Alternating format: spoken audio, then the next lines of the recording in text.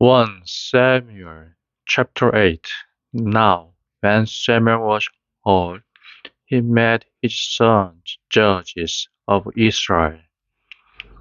The name of his first son was Joel, and the name of his second, Abijah. They were judges in Beersheba. And his sons did not go in his ways, but moved by the love of money, took rewards, and were not upright in judging. Then all the responsible men of Israel got together and went to Samuel at Ramah, and said to him, See now, you are old, and your sons do not go in your ways. Give us a king now to be our judge, so that we may be like the other nations.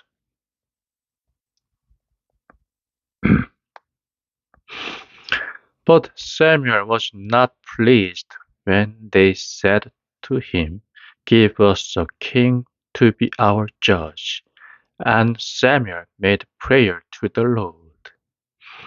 And the Lord said to Samuel, Give ear to the voice of the people and what they say to you. They have not been turned away from you, but they have been turned away from me, not desiring me to be king over them, as they have done from the first, from the day when I took them out of Egypt till this day, turning away from me and worshipping other gods. So now they are acting in the same way to you. Give ear now to their voice, but make a serious protest to them, and give them a picture of the sort of king who will be their ruler. And Samuel said all these words of the Lord to the people who were desiring a king. And he said, This is the sort of king who will be your ruler.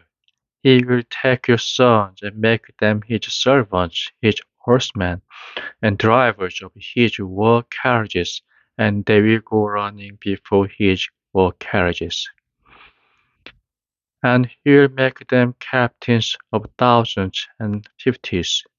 Some he will put to work plowing and cutting his grain, and making his instruments of war, and building his war carriages. Your daughters he will take to be makers of perfumes, and cooks and bread makers.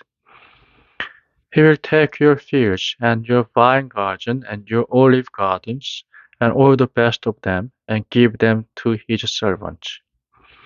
He will take a tenth of your seed and of the fruit of your vines, and give it to his servants. He will take your manservants and your servant girls, and the best of your oxen and your asses, and put them to his work. You will take a tenth of your sheep, and you will be his servants. Then you will be crying out because of your king, whom you have taken for yourselves, but the Lord will not give you an answer in that day. But the people gave no attention to the voice of Samuel, and they said, No, but we'll have a king of us, so that we may be like the other nations, and so that our king may be our judge, and go out before us to war. Then Samuel, after hearing all the people had to say, went and gave an account of it to the Lord. And the Lord said to Samuel, Give ear to their voice, and make a king for them. Then Samuel said to the men of Israel, Let every man go back to his town.